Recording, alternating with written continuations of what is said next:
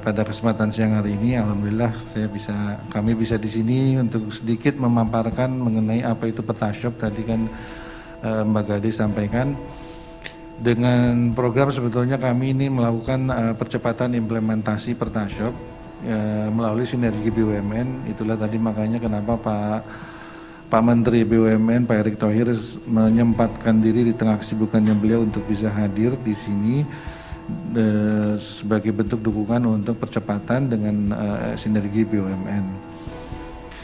Mungkin next. Baik, untuk menjawab pertanyaan yang tadi bolak-balik disampaikan oleh Mbak Gadis, apa itu PetaShop?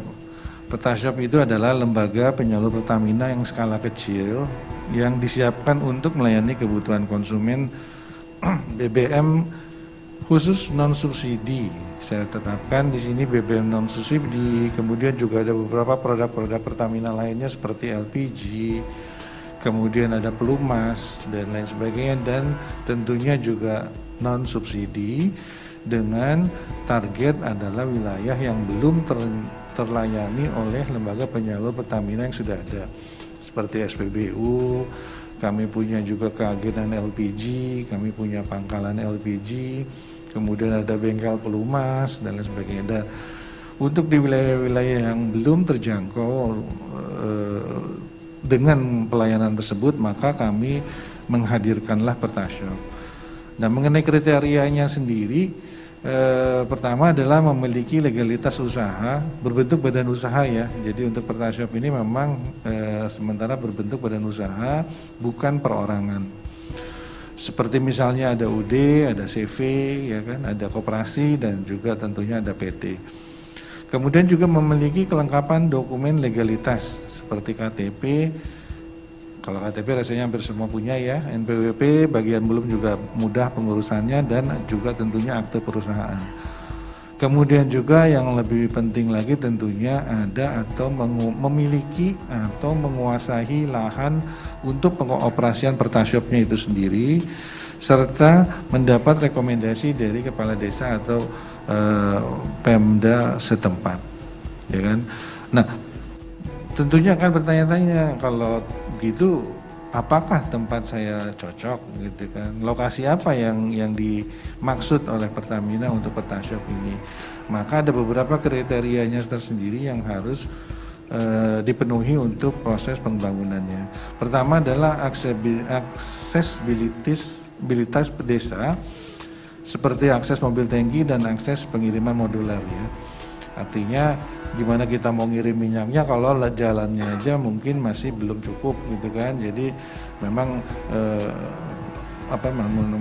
lokasi tersebut harus bisa dilalui oleh pengiriman kita mobil tangki, yang memang kami juga menyiapkan kendaraan yang tidak terlalu besar. Mungkin kalau bapak-bapak ibu sering lihat warawiri mobil tangki kita yang ke SPBU ya nggak sebesar itu juga, tapi tetap harus bisa dilalui. Kemudian juga tentunya ada ketersediaan jaringan listrik, karena ini membutuhkan listrik untuk bisa mengoperasikan dari PetaShop-nya sendiri.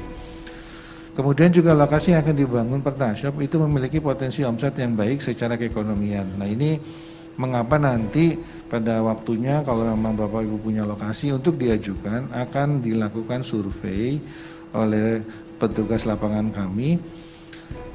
Tentunya di samping tadi melihat apakah layak dilalui, kemudian juga aksesibilitasnya seperti apa, dan yang paling utama adalah dari sisi perkiraan omset yang akan diperoleh apabila nanti beroperasi. Karena ini sangat penting, kami akan selalu menjamin atau mengupayakan agar setiap PetaShop yang sudah berdiri itu bisa beroperasi atau berbisnis dengan ekonomis. Kalau tadi Pak Menteri sampaikan dalam waktu 3-4 tahun ke depan itu harus dijaga baik-baik, ya salah satu bagaimana kami menjaganya adalah memastikan omset di PetaShop ini bisa berjalan dengan ekonomis. Nah, berapa ekonomisnya mungkin nanti akan saya sampaikan di slide berikutnya, silakan. Nah, ini ada beberapa jenis PetaShop yang kita miliki, mulai dari PetaShop Gold, kemudian juga ada yang Platinum, kemudian ada yang Diamond. Ya, ini pembagian atau grade dari Pertashop terkait dengan besaran fasilitas termasuk dari sisi omset dan tentunya tergantung terkait dengan biaya operasi. Nah, untuk yang gold pertama kita sampaikan untuk luas minimum lahan yang dibutuhkan adalah sekitar kurang lebih 210. Idealnya sih sekitar 15 kali 4 ya, karena 15 kali 14 karena itu terkait dengan nanti bagaimana konsumen bisa masuk keluar wilayah Pertashop. Biaya investasinya kurang lebih sekitar 300 juta. Kemudian sharing mitranya adalah investasi peralatan, perizinan, penyiapan lahan dan modal kerja. Ya, kalau sharing mitra saya pikir sama dari gold, platinum dan diamond, semua persyaratannya sama. Yang membedakan pertama tadi mengenai biaya investasi, kemudian untuk tangki penyimpanannya sendiri karena ini Pertashop Gold dengan perkiraan omset yang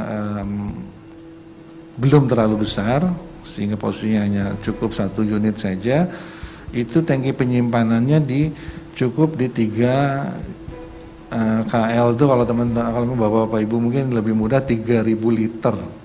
Kapasitas 3.000 liter, upper ground itu maksudnya tangki luar ya. Jadi kalau lihat 1 unit Pertashop di gambar itu, belakangnya itu adalah tangki timbunnya atau penyimpanannya.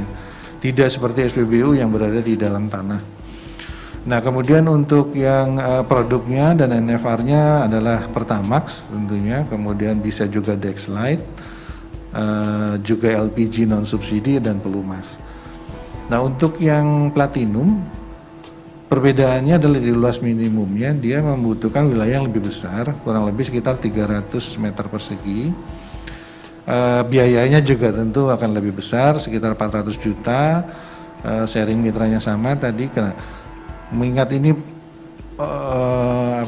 Pertashop yang cukup besar, maka tangki timbunnya pun juga membutuhkan penimbunan yang lebih besar. Ini sekitar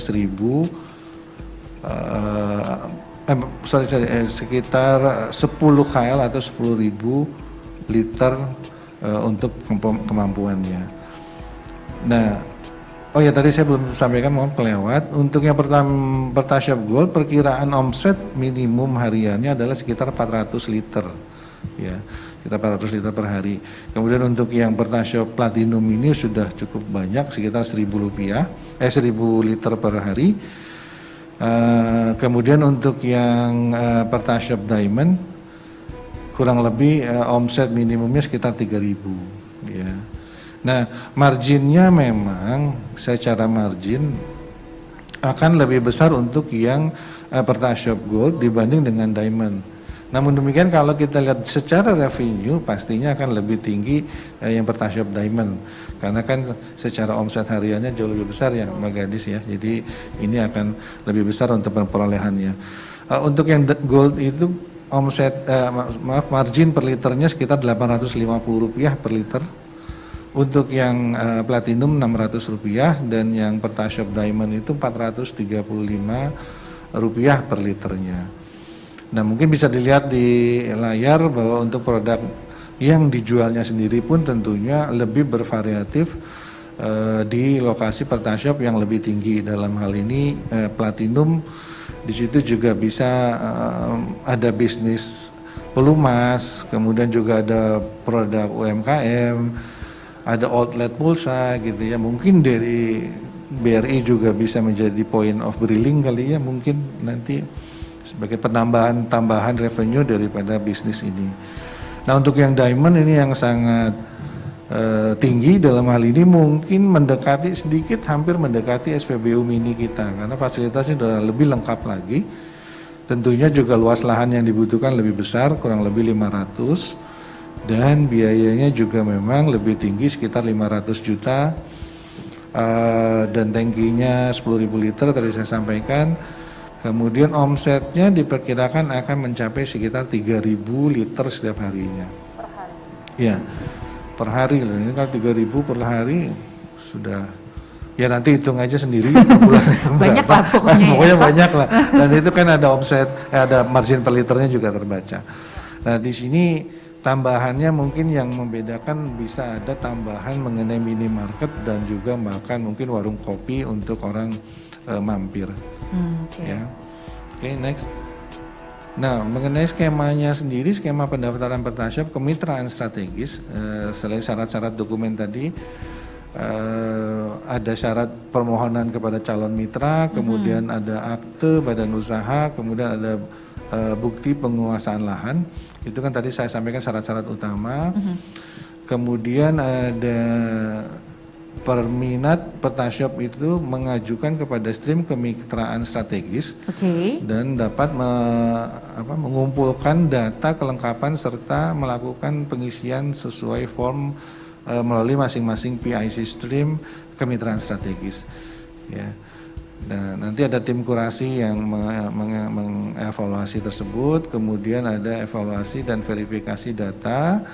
Selanjutnya apabila memenuhi persyaratan maka akan melangsungkan input website secara administrasi dan untuk administrasi dan persyaratannya. Nah, setelah itu mungkin nanti juga ada evaluasi, tadi ada survei dari kami terkait dengan kepastian lokasi, secara legalitasnya seperti apa. Kemudian ada proses pembangunan. Pembangunannya pun antara lain sebetulnya yang dilakukan adalah menyiapkan lahan atau land clearing, penyiapan fondasi, kemudian nanti Pertashopnya seperti contoh bisa dilihat di depan, itu kan tinggal kita istilahnya di drop aja, ditempatkan, dipasang saja di situ gitu. Tidak ada proses pembangunan lebih selain masalah persiapan lahan. Setelah itu selesai semua nanti akan dilakukan kontrak untuk pelaksanaan operasional penjualan dan keluarlah nanti terakhir izin operasi. Maka setelah itu semua selesai, Bapak-bapak Ibu semua sebagai calon pengusaha Pertashop bisa melakukan bisnis penjualan BBM. Lanjut mungkin. Ini kalau kita gambarkan secara skema proses pembangunan Pertashop mulai dari persiapan lahan, ukurannya tadi macam-macam tergantung daripada jenis Pertashop yang ingin kita bangun, mulai dari gold sampai ke arah diamond. Kemudian ada pembangunan, instalasi, dan terakhir adalah operasional. Nah, komponen biayanya mungkin bisa dilihat mulai dari modularnya sendiri kurang lebih 220 juta. Kemudian ada pengirimannya sekitar 13,5. Untuk pematangan lahan, pembangunan instalasi listrik diperhitungkan kurang lebih sekitar 40 juta. Kemudian ada biaya-biaya perizinan tentunya sekitar 10 juta. Ada biaya penerbusan BBM 16,3 juta. Dan ada estimasi total kebutuhan untuk pembangunannya sekitar 299 atau tadi kita bulatkan sekitar 300 juta. 300 juta, oke. Ya, 300 juta. Dan juga yang mungkin perlu di-highlight di sini, memang kalau di bisnis BBM, SPBU maupun Pertashop, BBM-nya beli dulu nih Mbak Gedis. Oke. Ya, jadi kami masih dalam proses mungkin belum orang bilang konsinyasi ya. Maka itu ada biaya penebusan BBM ini ya Pak itu ya? Ada biaya penebusan, jadi tebus dulu barangnya, begitu barang itu ditebus, dikirim, baru bisa jual ya. Mungkin beda kalau bisnis retail lainnya kan ada yang barang dikirim dulu, setelah jual baru bisa bayar. Nah, sementara untuk kami di bisnis minyak BBM ini energi adalah penebusan terlebih dahulu. Gitu. Oke, lanjut. Kemudian untuk meningkatkan revenue stream, tadi kan kalau memang hanya jual BBM aja rasanya nggak nendang nih bisnis saya nih gitu. Apakah bisa dengan konsep yang lain? Silahkan ya. Ada beberapa pengembangan ekosistem dari Pertashop sendiri, mulai dari menjadi channel penjualan Pertamina produk. Tadi sampaikan kami punya LPG, kami punya pelumas, kami punya Bright Outlet. Bright Outlet itu adalah minimarket tadi untuk yang di Platinum, Diamond, sorry. Kemudian juga ada kerjasama dan sinergi dengan BUMN lain. Nanti mungkin sebelah saya ini bisa menjelaskan mengenai agen Briling. Kami juga ada kerjasama dengan Kimia Farma, Telkomsel, kemudian dengan mitra lokal UMKM setempat. Bisa juga dengan menambahkan minimarket, kemudian ada juga kafe dan bengkel. Nah, di bawah itu contoh-contoh PertaShop yang memang sudah beroperasi, dan sebagai gambaran nanti kira-kira bisnisnya atau warungnya tanda kutip adalah seperti itu, gitu. Contoh yang saat ini diperlihatkan ini dari Jawa Timur saja kah ini Pak? Ini sebetulnya tidak hanya Jawa Timur sih, jadi ada beberapa wilayah di di Indonesia yang ini sebagai gambaran contoh saja PertaShopnya, nanti kalau sudah jadi seperti ini kurang lebih Bapak dan Ibu. Betul, ya. Oke. Ya. Oke, next. Nah ini mungkin lebih jelasnya existing saat ini. Nah mungkin sebagai gambaran saja tadi Pak Menteri pun juga menyampaikan, dan Pak Alfian, saat ini yang sudah ada sekitar 4.311 unit. Rata-rata omset hariannya PertaShop ini sudah mencapai di 592. Ya, artinya tadi yang paling rendah 300 ya, tadi, 300 pun 400 itu sudah terlewati sebetulnya. Yes, betul sekali. Tadi kalau kita ngambil paket yang paling kecil seperti itu ya Pak Denny ya, memang kayaknya 850 per liter, tapi dikali per hari itu 592 liter begitu ya, rata-ratanya seperti itu. Itu udah kelihatan banget, satu hari dikali 30 hari seperti itu ya, setahun berapa coba? Itu gambarannya. Dan apa namanya, sebagai perbandingan saja, kalau kita buka warung makan lah misalnya ya, restoran, kondisi pandemi sekarang ini kan juga masih jarang ya. Betul. Nah itu pun juga rata-rata kurang lebih omset per harinya tidak berbeda jauh dengan PertaShop. Yang paling rendah ya. Kalau kita hitung-hitung kan rata-rata mungkin secara omset hampir sekitar 25 atau sampai 30 juta setiap bulannya. Iya, betul. Ya kan? Nah warung makan pun juga yang dengan konsep luasan yang mungkin hampir sama, rata-rata omset secara sebulannya ya hampir sama.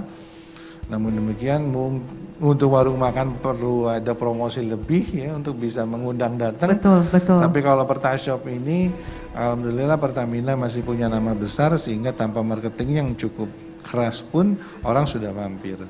Gitu.